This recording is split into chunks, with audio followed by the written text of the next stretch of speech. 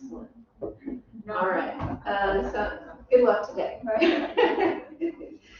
Well, we had a wonderful day yesterday, and today our session, Women of Letters Across Frontiers, will begin with Esther Villegas de la Torre. You can begin. Okay. Thank you very much. It's really a pleasure and an honor. It's just that I'm sad I'm not able to be there with you today, because it's actually Valencia is my hometown, but because of work commitments and other commitments, I couldn't. So I hope my paper will contribute to a wonderful conference, but we'll see later. I'll start. Let me see. Okay. Let me just, yeah. Okay, so do you realize that through the press you are speaking not to 100 or 1,000, but to all the sages of the world as your reading audience? Such asks writers Daniele Bartoli in the 1660 English print translation of L'Uomo di Lettere, his best-selling writing manual originally published in Rome in 1645. Bartoli's message is loud and clear, and a powerful one to remember when studying the production, circulation, and value of women's cultural production after the advent of print. Drawing on my Marie Sklodowska-Curie research, my paper today hopes to contribute to the CIRGEN Conference main theme by reflecting on the role of gender in Isabel Correa's late 17th century print practices, using an interdisciplinary comparative approach rooted in book history. Thus, in what follows, pre-modern women's intellectual agency is examined from within, not outside, the Respublica Literaria, with a focus on the publishing strategies utilized in their print publications. Allow me to begin by revisiting, however briefly, the significance of the Respublica Literaria in cultural and intellectual history. The name itself, one second, yeah. The name itself was one of several given by humanists to the great learned community whose shared values, i.e. sense of belonging, and practices, i.e. publications, crossed over time, social, and geographical boundaries. The Respublica Literaria is how the learned and literary world became known roughly between 1417 and 18th century. Right from the start, Latin would remain the lingua franca. Yet the rise in the learned use of vernacular languages made possible a new, more inclusive discourse about the literary act and its place in society. Such changes were initially influenced by Dante, who considered the vernacular as universal, and by Petrarch, who justified it by placing it in a classical context. Boccaccio contributed greatly too, by promoting Dante and Petrarch's vernacular works. Christine de Pizan, moreover, exemplified the humanist fascination with Greco-Roman ancient culture from the conscious perspective of a female author in works that became key in the Querelle des Femmes literary debate. And here is how Pizan fashioned Sappho. The great Greek poet, highly praised by Plato, Catullus, Horace, Ovid, and Isidore of Seville, to name but a few. Sappho also served as an authoritative model of learning for Leonardo Bruni, another best-selling author and a model for humanists, in the Studis Eliteris, composed around 1405 and 1429, dedicated to a middle-class woman, and in print from 1472. Between 1508 and 1556, Sappho's work, her ode to Aphrodite and her fragment 31, were printed in Venice, Basel, and France, in Latin and French vernacular. In 1524, Erasmus depicted a happily married learned woman whose practices were paralleled across borders in his educational colloquy Abatis et Eruditae, printed in Basel and rapidly translated into vernacular languages. Sappho's model was still being invoked and celebrated for its autoritas, alongside modern female ones throughout the 17th century. In her English translation of Book 6 of Abraham Cowley's Plantarum Libri 6, printed in London in 1668, Afraben added 3 verses, not in the original Latin, to Cowley's On the Laurel Wreath, singling out in a footnote that in such verses, and I quote, the translatress in her own person speaks. Let me with Sappho and Orinda, that was the pseudonym of the famous poet Catherine Phillips. Let me with Sappho and Orinda be, O ever sacred nymph, and adorned by thee, and give my verses immortality. By celebrating and reinforcing in their own times a sense of shared memories and of a common past, learned women and their peers document a group identity within the Respublica Literaria, and as well as a vital reference frame of literary female literary agency. Take, for instance, the following quotation, in which wisdom, renown, and self-pleasure are presented as reasons to justify the publication of a vernacular translation. Notice also the use of generic masculine language to evoke a universal feeling. Here, the practice of the arts to attain renown. Okay. Well, such states Isabel Correa in her prologue to the Reader, preceding her enhanced Spanish translation of Guarini's best-selling pastoral tragicomedy Il Pastor Fido, printed originally in Venice in 1590.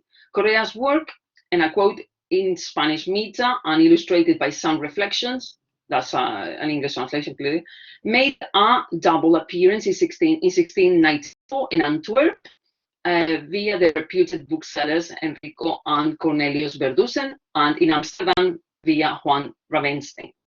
The publishing reason that, and I quote, honor promotes the arts and we all engage in their study due to a craving for glory or renown is a quotation from Cicero, though Correa mistakenly attributes it to Quintilian in an attempt to predispose would-be readers to favor and indeed purchase her vernacular translation. But if women statistically occupied a marginal position within the Respublica Literaria, wouldn't this potent quotation have risked jeopardizing their scholarly pursuits and their printers' financial interests? Are we to believe that publishing women and their peers did so repeatedly across borders without having a proper grasp of the Respublica Literaria? These questions matter. In the 17th century, the old idea of the Respublica Literaria was formed by all the writers, and I quote, of all ages and I quote, of all countries, reserved in institutional categorizable forms, i.e. in dictionaries and catalogs, projecting dreams of social organization, liberty, equality, and profit, using both male and female stances and cases. Indeed, despite ongoing criticism, allegedly for being improper and for degrading one's art, the commercialization of the literary product during this century brought with it the professionalization of the writer's career, male and female, and a greater, more prominent role on the part of the printer publisher in the publishing enterprise, making print and vernacular languages the favorite tools for dissemination. The transnational circulation of Bartoli's work, mentioned above, bears witness to some of these changes, aside from dwelling on the fact that print publications spoke with, and I quote, all the sages of the world. The English translation, printed in London in 1660, has a title page which, defensively, insists on the, and I quote, right of the muses, via Latin quotations from Aristotle, Seneca, and Sabellico. The Spanish one, printed in Madrid in 1678, proudly highlights its original language and existing vernacular translations, while the Censa authorized Senet claims to choose print, and I quote, in English translation, to make it more universal. For those unaware, Correa was a Portuguese conversa whose literary career took place around the same time as did those of Afraben and Sor Juana. The earliest print record for Correa comes from the preliminaries of Coro de las Musas, by the also Portuguese converso Miguel de Barrios, printed in Brussels in 1672. To this work, Correa contributed some preliminary laudatory stanzas bearing the rubric in English to the author and his work. In terms of more serious publishing choices, Correa could not have made better ones. Guarini's pastoral tragicomedies' popularity and it became very popular, and before the 17th century had been put into 9 vernacular languages. Crucially, Correa tells her patron and would-be readers that she consulted the extant name-authored Spanish and anonymous French versions prior to undertaking hers, thereby confirming that her publishing enterprise was deemed financially worthwhile on intellectual grounds. Certainly, the title page capitalizes on Correa's personal identity and a special input. If one then proceeds to look inside, the first paratext to come across are in fact the female translator's signed dedication, prologue to the reader, 2 laudatory sonnets, one on Guarini and one on the play's main theme, and only after these pieces comes Guarini's summary of the play and the erratas. Put differently, Correa's Spanish print translation follows convention or by suppressing Guarini's dedication and prologue in verse to the Duke and Duchess of Savoy. Correa's dedication, dated Antwerp 15 November 1693, is addressed to Manuel de Belmonte, the founder of the literary academy she frequented in Amsterdam, where she also resigned. One of its interests lies in locating her translation within the editorial trajectory of Guarini's play. Esther, can you hear me? I can. Yes, can you? Yeah, 2 more minutes. How many? 2 more minutes. Oh, seriously? Jesus. 2 more minutes. Okay. Well, like Correa, in her dedication, underlines the trajectory of the translations that this work had received, and also underlines the role of women in promoting the success in Italy and France. She dedicated to the leader of the literary academy she frequented, and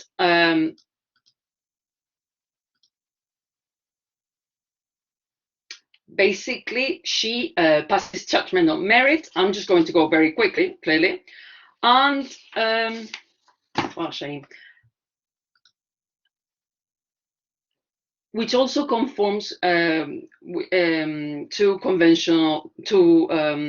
contemporary convention. She also, I'm just going to use the slides, uses gender as a paratext. This is a very important point I wanted to make because of the way it colors her use of meta-discourse, her chosen. No? She can be certainly located with the rest of all women authors of the time, because this was a transnational discourse popularized by Boccaccio and Pizan. So there you have it. And I'm just going to be finishing. I wanted to say that by the end of the 17th century, the appearance of catalogs and literary bibliographical dictionaries included women, and I'm just going to show you. So we should, well, Afra Ben talks about schemata and the importance of having female learned figures in text. So it basically confirms what I was just trying to say before, that it matters, the way reading affects readers. I mean, gender has a relational value, and these are the dictionaries that illustrate and include learned women. And I'm going to go to the conclusion. And I just wanted to say clearly, because both praise the Duchess of Aveiro. This is a very important point because it shows that she's read it. There are some silences. I can talk about this in the questions. So I've tried to basically reflect on Correa's print practices to illustrate some of the ways in which the late 17th century Respublica Literaria operated, namely its continuous cross-cultural nature and appreciation of tradition, community, memory, but also its adaptation to new market trends brought about by commercialization.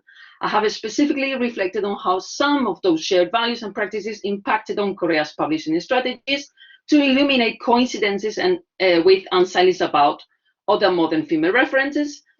The stance I've used, I think, by starting the analysis with the work's material and discursive properties, we can see that there is not a univocally negative or dominant reading of gender in public authorship. And even a minor case such as Korea's was promoted as part of the long-respected intellectual ancient tradition and its modern counterpart. So in short, this more inclusive reading of the Respublica Literaria via publication is an important mode of cultural memory, begs us to reconsider women's works more critically, I'm finishing, especially when these speak with, and I quote, all the sages of the world, to use Bartoli's argument. That's it. Thank you. I'm sorry. It went over.